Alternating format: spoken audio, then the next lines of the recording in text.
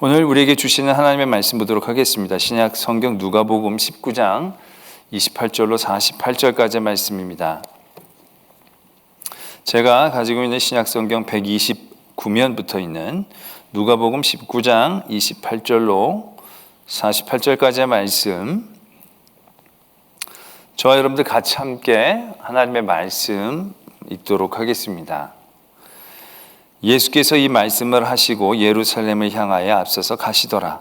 감난원이라 불리는 산 쪽에 있는 벳바게와 베다니에 가까이 가셨을 때에 제자 중 둘을 보내시며 이르시되 너희는 맞은편 마을로 가라. 그리로 들어가면 아직 아무도 타보지 않는 나귀 새끼가 매어 있을 것을 보리니 풀어 끌고 오라. 만일 누가 너희에게 어찌하여 부느냐 묻거든 말하기를 주가 쓰시겠다 하라 하시매 보내심을 받은 자들이 가서 그 말씀하신 대로 만난지라. 나귀 새끼를 풀 때에 그 임지아들이 이르되 어찌하여 나귀 새끼를 푸느냐 대답하되 주께서 쓰시겠다 하고 그것을 예수께로 끌고 와서 자기들의 겉옷을 나귀 새끼 위에 걸쳐 놓고 예수를 태우니 가실 때에 그들이 자기의 겉옷을 길에 펴더라. 이미 감난산 내리막길에 가까이 오심에 제자의 온 무리가 자기들이 본 바 모든 능한 일로 인하여 기뻐하며 큰 소리로 하나님을 찬양하여 이르되 찬송하리로다. 주의 이름으로 오시는 왕이여 하늘에는 평화요 가장 높은 곳에는 영광이로다 하니 무리 중 어떤 바리새인들이 말하되 선생이여 당신의 제자들을 책망하소서 하거늘 대답하여 이르시되 내가 너에게 말하노니 만일 이 사람들이 침묵하면 돌들이 소리 지르리라 하시니라. 가까이 오사 성을 보시고 우시며 이르시되 너도 오늘 평화에 관한 일을 알았더라면 좋을 뻔하였거니와 지금 내 눈에 숨겨졌도다. 날이 이를지라 내 원수들이 토둔을 쌓고 너를 둘러 사면으로 가두고 또 너와 및 그 가운데 있는 내 자식들을 땅에 메어치며 돌 하나도 돌 위에 남기지 아니하리니 이는 내가 보살핌 받는 날을 알지 못함을 인함이니라 하시니라. 성전에 들어가사 장사하는 자들을 내쫓으시며 그들에게 이르시되 기록된 바 내 집은 기도하는 집이 되리라 하였거늘 너희는 강도의 소굴을 만들었도다 하시니라. 예수께서 날마다 성전에서 가르치시니 대제사장들과 서기관들과 백성의 지도자들이 그를 죽이려고 꾀하되 백성이 다 그에게 귀를 기울여 들음으로 어찌할 방도를 찾지 못하였더라. 아멘. 하나님의 말씀입니다. 네, 또 우리 영상으로 함께 예배하는 모든 성도님들, 또 이렇게 예배를 드리지만 또 이럴 때일수록 더 깊은 하나님을 향한 간절함과 또한 사랑으로 또 감격함으로 우리가 이렇게라도 예배를 드릴 수 있음을 또 하나님 앞에 영광 돌리기를 소망합니다. 온라인으로만 예배가 진행되어지기 때문에 여러분들의 집중력이 그렇게 오래 가지 않을 거라고 예상을 해서요, 가급적 설교를 좀 짧게 하려고 노력하겠습니다. 근데 그러니까 여러분들 정신 바짝 차리시고 집중해서 말씀으로 은혜를 나누기를 원합니다. 오늘 예수님께서 이제 예루살렘으로 입성하시는 그러한 말씀들을 저희들이 보게 됩니다. 이게 마지막 그 예수 그리스도의 한 주간, 그 한 주간 가운데의 종려주일로부터 그 다음 둘째 날 성전을 청소하시는, 정화하시는 그러한 사건을 우리가 오늘 대하게 되어졌습니다. 여러 가지 다른 은혜로운 의미들이 있겠지만 오늘은 그러한 예수 그리스도의 모습을 바라보게 됩니다. 평소와는 다른 예수님의 모습이라고 할까요? 왜냐하면 이전까지 예수님은 자기를 드러내는 걸 그렇게 원하지 않으셨습니다. 자기에 대해 말하는 것도 자제하셨고 자기가 어떻게든 이 땅 가운데에서 많은 사람들을 돕고 하는 일들을 해나가기 위해서이셨는지 모르겠지만 자기를 나타내는 일들을 극도로 꺼려 하셨다라는 얘기죠. 또한 많은 사람들과의 관계 가운데서도 그들을 품고 사랑하는 그러한 일들을 해오셨던 예수님이셨다라는 얘기죠. 그러나 오늘 마지막 한 주간 시작하는 이 첫째 날과 둘째 날 예루살렘에 입성하고 그 다음 날 이틀에 걸쳐서 보여주신 예수님의 모습은 그 전에 우리가 알았던 예수님의 모습과는 사뭇 다르다는 얘기죠. 자신을 완전히 이제 드러내놓고 계신다라는 얘기죠. 예루살렘으로 들어가실 때에도 조용히 들어가시는 게 아니라 그냥 걸어 들어가신 게 아니라 작정하고 말씀을 이루시는 일들을 이루어내시면서 그 일들을 만들어 나가고 계신다는 얘기죠. 나귀 새끼를 데리고 오게 하고 그 일들을 나귀를 타고 제자들에 의해서 그 걸음을 내디디시다라는 얘기죠. 많은 그들의 무리들이 겉옷을 깔고 이 산에서 내려나는 그 길에서부터 예루살렘으로 올라가는 그 길까지 군중을 모아가며 그 일들이 이루어지고 있는 것을 충분히 그려낼 수 있다는 얘기죠. 우리는 이걸 이제 종려주일이라고 하지 않습니까? 종려주일이라고 얘기하던 많은 사람들이 종려나무 가지도 흔들면서 정말 이 성이 난리가 난 것 같이 아주 떠들썩하게 예수님이 예루살렘으로 들어가시는 일들을 하게 됩니다. 그런 일들을 왜 예수님이 하셨는가? 어떻게 보면 이제 메시아의 사역들을 나타내고자 하는 그들의 기대에 부응하고 예수님이 자신을 이제 온전하게 나타내 주시려고 하는 의도가 있을 수도 있겠지만, 솔직히 이러한 모든 의도는 다른 부작용으로 나타나고 있는 것을 말씀은 적고 있다는 얘기죠. 바리새인들이 얘기합니다. 제자들을 향해서 좀 조용히 하라고, 그러라고. 왜 이렇게 시끄럽게 그러느냐고, 너무 이게 심한 것 아니냐고, 뭐 이런 식의 책망들이 그들에게서 이제 나타나고 있었다는 얘기죠. 그럴 때 예수님이 아예 거기도 그렇게 얘기하십니다. 저들이 저렇게 노래하지 않으면 돌들이라도 찬양할 것이다. 이것은 그들의 갈등 관계 가운데서 어떻게 보면 일종의 선전포고를 한 것과도 같은 굉장히 도전적인 그런 모습이다라는 얘기죠. 이어진 사건 또한 그렇지 않습니까? 어떻게 보면 이 사건은 아주 결정적으로 저들의 치부를 찌르는 그러한 사건이 되어지고 있다는 얘기죠. 성전에서 장사하는 사람들을 내쫓으시면서 여기를 왜 강도의 소굴로 만들었느냐? 기도하는 집이지 않느냐? 솔직히 성전에서 장사라는 사람들을 내쫓으신 것이지만 결국 그들을 내쫓으신 것이 아니라 그들로 거기에 장사하게 하는 그들을 향한 커다란 책망이고 도전이 되어진다는 것은 누가 봐도 다 아는 일들이라는 거죠. 장사하는 사람들이 뭘 그렇게 큰 잘못이 있겠습니까? 그렇게 하라고 하고 거기에서 자기의 부를 축적하는 더 위에 있는 그런 지도자급 되어지는 사람들의 잘못이다라는 것을 모든 사람이 알 수 있는 대목이 되겠죠. 그래서 말씀은 그 다음에 바로 그 지도자급 되어지는 사람들의 반응이 바로 적혀져 있죠. 대제사장들과 서기관들과 백성의 지도자들. 그건 한마디로 말해서 그 당시에 모든 기득권을 갖고 있었던 모든 사람들, 그런 사람들을 이제 척지게 되어지는 그러한 발단, 그러한 굉장히 중요한 결정적인 사건이 됐다라는 것을 말씀은 분명히 표현하고 계신다라는 것입니다. 때문에 예수님의 그 예루살렘에 입성하고 나서의 첫째 날, 둘째 날은요, 갈등을 일으키는 그러한 일들을 예수님께서 하셨다라는 것입니다. 이제 예수님께서 하나님의 분명한 사역들, 사명들, 그것을 따라 살아가셔야 하는 가운데에서 분명히 거쳐야 될 관문이기도 하지만 그동안의 예수님의 방법과는 사뭇 다른 그러한 모습들이 우리를 당황하게 할 때도 있다는 얘기죠. 그러면서 그런 고민들을 해보게 됩니다. 하나님의 사람으로서 이 세상을 살아갈 때 분명히 이러한 지점은 만나게 되어진다는 것입니다. 왜냐하면 하나님의 일들을 이루기 위해서 세상 사람들을 사랑하고 품고 해야 하지만 결국 그들의 가치관과 부딪히는 어떠한 점에서 싸워야 할 때를 만난다는 거죠. 그들을 사랑하고 용서하고 품어야 되는 때, 그리고 싸워야 되는 때를 우리는 만나게 되어진다는 얘기죠. 어떻게 보면 오늘 예수님은 그 때를 만나게 되어지고 있는 것처럼 보이기도 합니다. 이제 세상과 갈등해야 할 때, 그들의 그릇됨, 그들의 악에 대하여 어쩔 수 없이 갈등해야 하는 그러한 때를 예수님이 만나신 것이 아닌가라는 생각들을 해보게 됩니다. 그러면서 고민하죠. 우리들의 삶 가운데에서 이렇게 갈등해야 할 때 우리는 어떠한 태도를 가지고 있는가?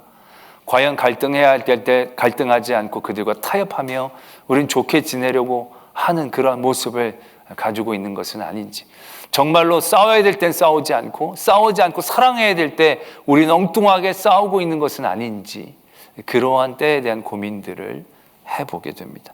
그러면서 어떤 때는 싸워야 하고 어떤 때는 품어야 하는가?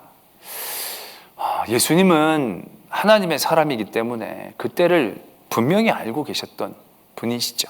이제 그 하나님의 때가 다가왔기 때문에 분명히 그의 일들을 얘기하고 그들의 갈등을 두려워하지 않아야 하는 그 때를 예수님께서는 분명히 알고 계셨기 때문에 오늘 그렇게 떠들썩하게 예루살렘에 입성을 하고 성전에서 장사하는 사람들을 쫓아내는 갈등들을 만들어 내셨다라고 우리는 이해할 수 있겠다라는 것이죠. 그러면서 우리가 그러한 생각을 하게 되죠. 그럼 우리는 어떻게 해야 하는가? 예수님이야 하나님의 그때를 아셨기 때문에 갈등해야 될 그때 피하지 않고 과감하고 용감하게 자기를 나타내셨고 또 성전을 정화하셨던 그러한 분명한 뜻과 생각들, 하나님에 대한 가까움이 예수님에겐 있었으니까 그때를 잘 아셨겠지만 과연 우리는 그때를 얼마나 잘 분별할 수 있을까? 지금이 싸워야 될 때인지 품어야 될 때인지, 지금이 그들과 갈등해야 될 때인지 아니면 그들을 용서해야 될 때인지, 그것을 우리는 어떻게 잘 이렇게 분별해낼 수 있을까라는 고민들을 할 수 있게 되어진다는 것입니다. 결론적으로 말씀을 드리자면 그것을 분별해내는 힘은 우리에게 솔직히 없다라고 얘기해도 무방할 것입니다. 우리가 정말 어떤 때 싸워야 되는 것이 맞는지, 어떤 때 그들을 용서하고 품어야 되는 것이 맞는지 그 때를 잘 아는 것은 우리의 몫이 아닌 것을 인정해야 한다는 것이죠. 우리가 하나님의 깊으신 그 뜻과 때에 대해서 얼마나 잘 알아낼 수 있겠습니까?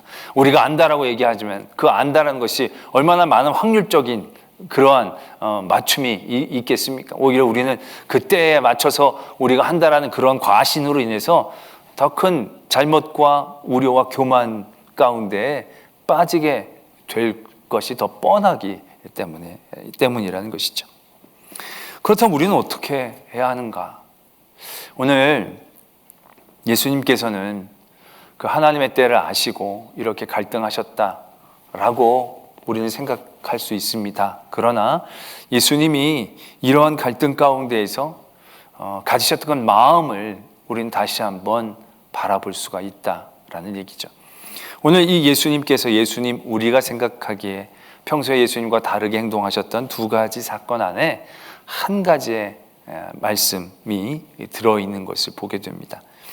41절에 보면 가까이 오사 성을 보시고 우셨다. 말씀은 그렇게 적고 있습니다. 예수님이 우신 것을 표현한 것은 성경에서 그리 많지 않습니다. 나사로가 죽었다라는 것을 보시고 우셨고 또 여기에서 예루살렘 성의 최후에 대한 이야기를 생각하시면서 우셨다. 어떻게 보면 이 사건은 그 뒤로 이제 40년 뒤에 있는 일에 대한 예수님의 반응이시죠. 어떻게 보면 그때 보였던 그 사람들과 그 사람들의 자녀들이 이제 바로 만나야 돼. 지금 예수님을 찬양하고 또 얼마 있다가는 예수님을 십자가에 못 박으라고 얘기하는 그 사람들이 그들이 겪어야 될 그 처절한 그러한 일들, 그 로마의 티투스 장군인가 그 장군에 의하여 로마가 포위당하고 그 다음에 완전히 진멸되어져서 성전이 정말 돌 위에 돌 하나도 남겨지지 않을 만큼 파괴되어지고 대학살이 일어났던 그러한 일들을 이제 떠올리고 계신다는 거죠. 그런 일들에 대한 충격적인 모습, 그것에 대한 슬픔이 아닌 것이죠. 예수님이 그들 성에 있는 모든 사람들을 향하여 가지고 계신 그의 마음이시다라는 거죠. 어떻게 보면 하나님에게는 백성이 그 백성만 있는 것도 아니고 그 백성도 어떻게 보면 그들의 죄에 의하여 벌을 받게 되어진다라고 얘기해도 과언이 아닐 것입니다. 그러나 그럼에도 불구하고 예수님은 그들을 향한 마음을 표현하고 계시는 거죠. 우셨다라는 것입니다. 그만큼 가슴 아파하고 그들을 안타까워하는 마음을 가지고 계셨다라는 것을 우리가 알 수 있는 대목입니다. 바로 이것입니다. 우리가 언제 품어야 할지 언제 싸워야 할지 그 때를 가늠하기는 우리에게 쉬운 일이 아닐 것입니다. 그러나 이게 싸워야 될 때인지 내가 품어야 될 때인지 그것을 구별하는 건 우리에게 어렵지만 우리에게 도전할 수 있는 한 가지 분명한 모습이 있다는 얘기죠. 그것은 바로 그들과 싸워야 하건 그들을 품어야 하건 우리가 가져야 하는 마음이다라는 얘기죠. 그들을 품어할 때 우리가 말하자면 그들을 두려워하면서 그 위기를 모면하기 위한 어떠한 우리 안에서의 비겁함으로 그들과 타협하고 품는 게 아니라 저들을 사랑하고 저들을 안타까워하는 마음 가운데에서 그들을 용서하고 품으려는 일들이 이루어진다는 것. 그들과 싸울 때가 필요한다 할지라도 싸울 때라도 그들이 멸망하고 그들을 죽기를 원하면서 싸우는 것이 아니라 그들이 그의 잘못된 길로 돌아오기를 원하는 그러한 안타까운 마음 가운데에서 그들과 싸울 수 있는 건 그때가 어느 때인지는 알지 못하다 할지라도 그런 마음을 갖는 것만큼은 우리가 굳이 아주 큰 지혜와 하나님의 뜻에 대한 깊은 통찰력과 성령의 감동 그런 것이 있지 않다 할지라도 우리가 해낼 수 있는 우리들의 몫이고 우리들의 영역일 수 있다라는 것입니다. 우리가 때는 잘 분별하지 못하지만 그런 모든 때에 우리들이 잘못된 선택을 할 수도 있을 것입니다. 그러나 중요한 건 그 잘못된 선택을 하는 어떠한 선택이 문제가 아니라 그 선택을 하는 우리들의 중심이 어떤 것인가, 그것이 더 귀하고 그것이 놀라운 일이다라는 것을 우리가 깨닫게 되어지는 대목이라는 거죠. 왜냐하면 오늘 예수님은 그들 향해 뻑적지근하게 예루살렘으로 입성하십니다. 그리고 그들과 갈등을 만들어내십니다. 그러면서 그들이 정말 예수 그리스도가 참 메시아이는 걸 알기를 원하시는 거죠. 그러나 솔직히 그들이 참 메시아인지 알지를 못했죠. 그래서 오히려 예수님을 대적했죠. 그때 예수님이 그들에게 알기를 원하셨던 것은 너희들이 나를 알면 사고 모르면 죽는다. 그래서 너희들이 나를 등지면 내가 너희를 버릴 것이다. 그런 마음 가운데서 싸우신 게 아니죠. 만약 그러한 마음으로 싸우셨더라고 한다면 예수님의 승패는 분명히 정해질 수밖에 없었을 것입니다.